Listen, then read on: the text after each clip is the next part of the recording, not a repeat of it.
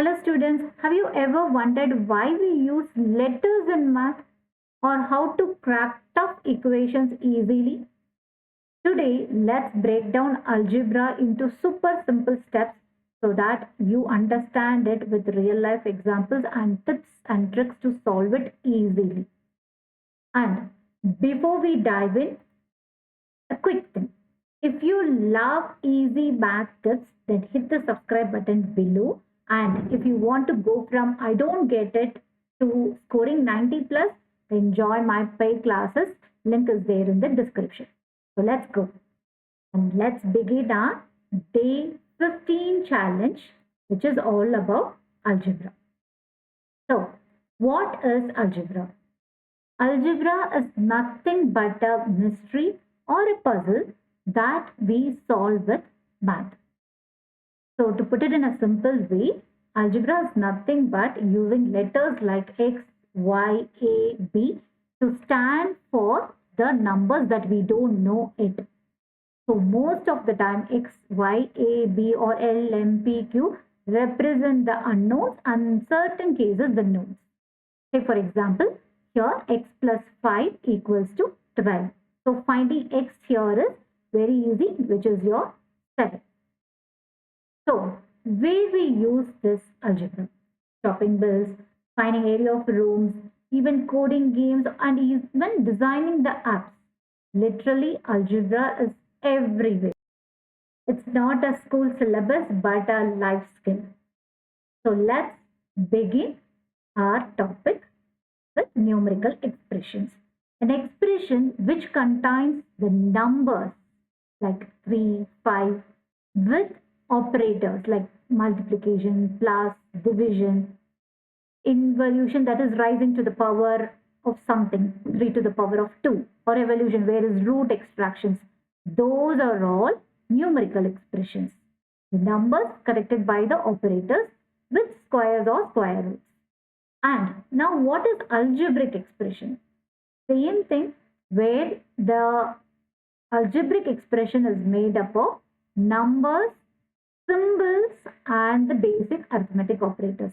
Say for example, in this 2x is an algebraic expression. 3x plus 5 is an algebraic expression. 4x minus 2y is an algebraic expression. Here, take for example this expression 3x plus 5.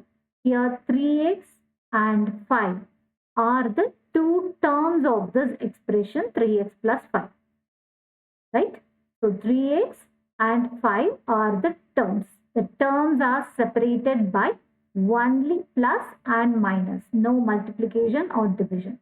So algebraic expression is nothing but the terms separated by your plus and minus. So let's summarize what we have discussed so far. Algebra is nothing but the letters that stand for numbers. And expressions are nothing but the mix of letters and numbers. Let's see the classification of the algebraic expression in terms of number of terms. Say for example, if an expression has only one term in it, then it is called monomial. Monomial means one term. Mono means one. Example 2x. This is a monomial. Binomial. Bi means 2. So this expression has two terms. Say for example 2x plus 3y. This is a binomial. Trinomial. Tri means 3. So it has three terms. 2x plus 3y plus 7. Polynomial, which has 2 or 3 or more terms. Say for example 2x plus 3y plus 7z plus 9. Poly means many. So many terms will be there. Now, what is the classification based on the degree of the polynomial? Degree is nothing but your maximum power. Maximum power of that expression. Say for example, if you have 2x plus 5, here the variable is x and the maximum power of the variable is here 1. X is nothing but x to the power of 1. So any polynomial which has the degree as 1 is called a linear polynomial. Here 2x plus 5 is a linear polynomial. Suppose in case if you have 2x square plus 5, then here the degree of the variable is 2, so quadratic polynomial. If the degree is 3, then we call it as cubic polynomial. Example, 2x cubed plus 5. I hope you're clear with the classification based on the terms, which is monomial, binomial, trinomial, polynomial, based on the number of terms. Next, based on the degree, we have classifications like linear, quadratic, cubic. Right? Let's dive in to the next terms that you have to know before we begin the problems. Product and factor of a term. Say for example, this is a term which has 5x square yz. So 5x square yz itself is a product. Product means what? The result of multiplication. So when we multiply 5x and y and z, you get the product which is 5x square yz. So 5x square z, x square yz is a term formed by the product of 5x and x, y and z. Now what is a factor? Factor is nothing but a 1 which divides a number completely. In this case, 5x, y and z are the factors of the term 5x square yz. And there is one more thing that you need to understand. Numerical factor or numeral factor, which is 5 in this case. The number, the factor, which is a number, is a numeral factor or a numerical factor.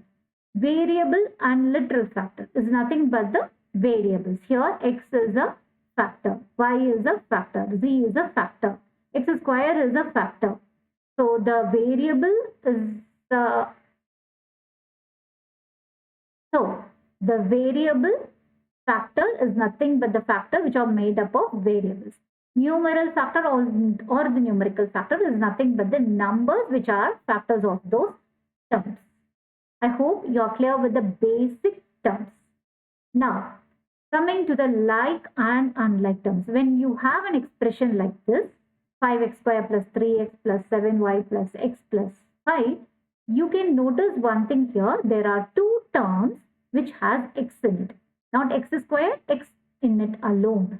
So these two are like terms. Whereas 5x square and 3x are unlike terms because it is the first one has the x square, the next one has the x term alone. So these two are unlike, whereas 3x and x are like terms. We can always add only the like terms or subtract only the like terms. Right? Now, let's see an example. Say for example, you have two algebraic expressions like 8x plus 16 and 2x plus 4. Let's try to do the different operations involving these two expressions. Say for example, if you are adding, as I just told you, we have to add only the like terms. So 8x and 2x are the like terms. So you get 10x plus 16 plus 4 is 20. So this is the addition, or other words, you can take the common thing out. Here in this case 10 is common. X plus 2 is a simplified form. Right? If you want to subtract, again subtract only the like terms. So 8x minus 2x is 6x plus 16 minus 4 is 12. So this is the subtraction. Again, if you want to go a little bit further, then 6 into x plus 2. And multiplication. For multiplication, you have to use the product by the product. For multiplication, you have to use a distributive property. So 8x into 10x, which is 16x into x is x square. Then 8x into 4, which is plus 32x plus 16 into 2x, which is 32x. And lastly, 16 into 4 is 64. Now adding the like terms here, 16x square plus 64x plus 64. If you need, you can simplify further by taking the 16 out. Now, if you want to divide, either you go for the long division method. Since here one is, we can simplify this easily. Let's go for taking 8 out in the first one.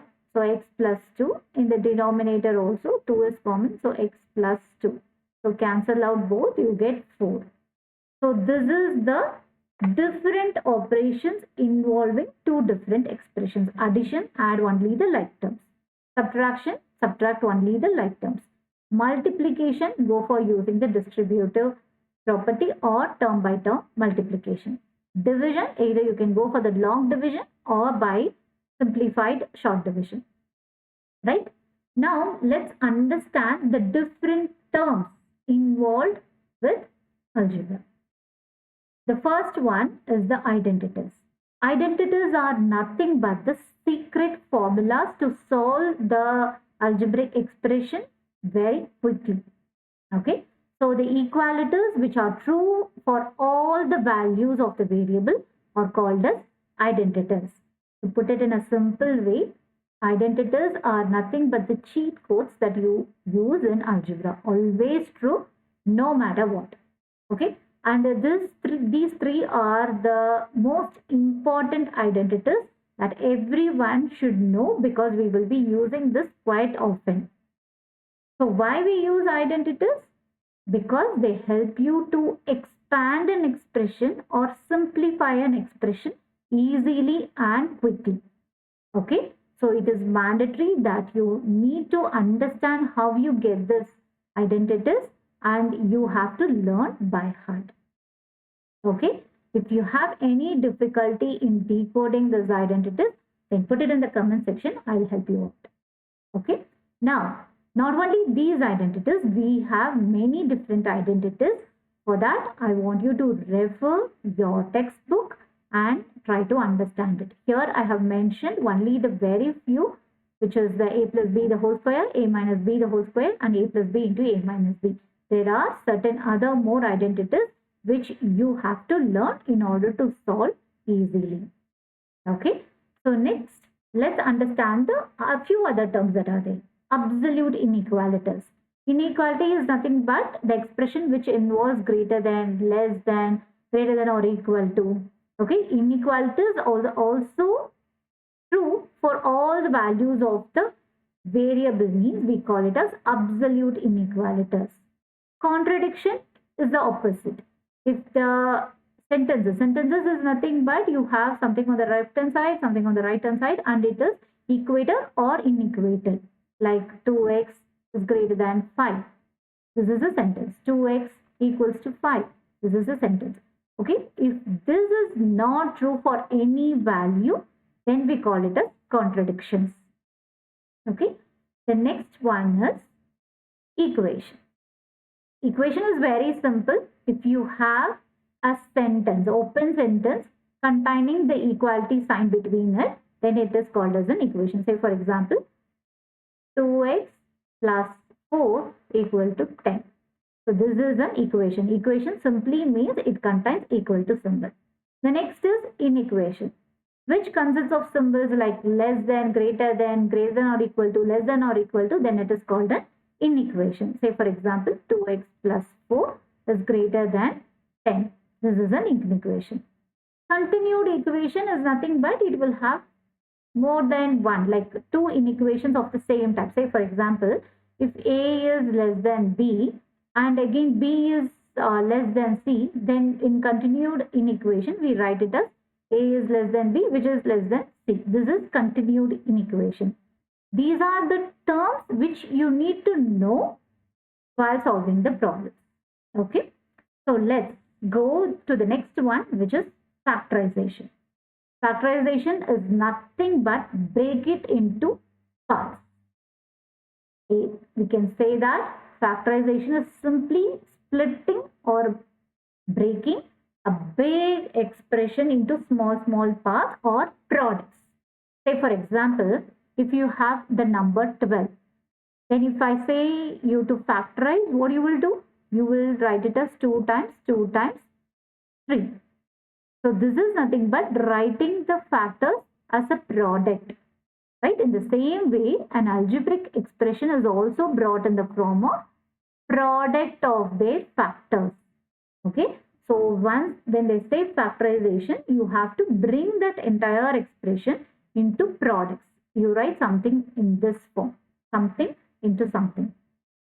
Okay. A smaller expression is multiplied, like product of two smaller expressions. Okay, I hope you are clear. Now, let's jump to the next one, which is example. Say, for example, if you have the expression ax plus ay plus bx plus by. So, how do we factorize? As I told you, take the common factor out. Here in this two terms, a is common, so let's take a out. So, we get if a is taken out, x is still remaining, and in the next term, y is remaining.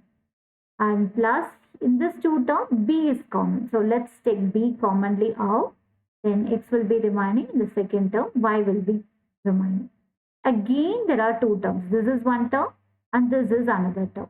In both the terms x plus y is common, so let's take x and y common out.